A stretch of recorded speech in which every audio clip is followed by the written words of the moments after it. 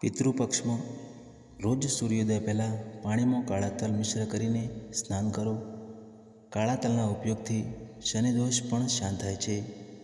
શ્રાદ્ધ કર્મમાં કાળા તલનો પણ વિશેષ રૂપે ઉપયોગ કરવામાં આવે છે.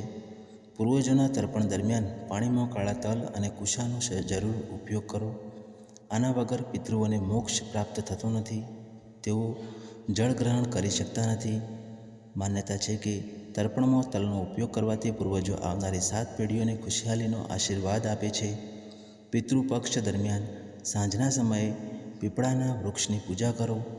આ દરમિયાન સરસવના તેલનો દીવો લગાવીને તેમાં કાળા તલ નાખો. પૂર્વજોનું સ્મરણ કરો. પિતૃ સૂક્તોનો પાઠ કરો. આનાથી પરિવારને સુખ સમૃદ્ધિનો આશીર્વાદ મળે છે.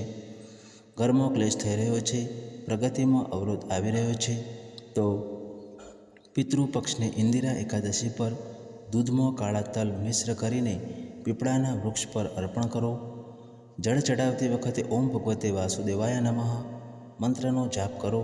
આનાથી પિતૃઓને સદ્ગતિ પ્રાપ્ત થાય છે અને વંશજો સુખી રહે છે.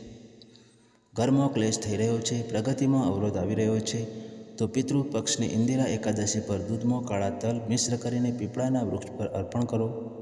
જળ ચડાવતી વખતે ઓમ ભગવતે વાસુદેવાય નમઃ મંત્રનો જાપ કરો.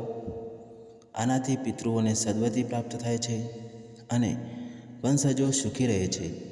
ઋગ્વેદ અનુસાર પિતૃઓના દેવતા અર્યમા માનવામાં આવ્યા છે કે પિતૃપક્ષમાં અર્યમા દેવને કાળા તલથી બનેલા લાડુનો ભોગ લગાવી શકો છો.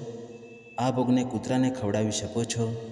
આનાથી પિતૃઓને આત્મા પ્રસન્ન થાય છે. મિત્રો, માહિતી સારી લાગી હોય તો ચેનલને સબસ્ક્રાઈબ જરૂરથી કરજો. ધન્યવાદ. આપનો દિવસ શુભ રહે.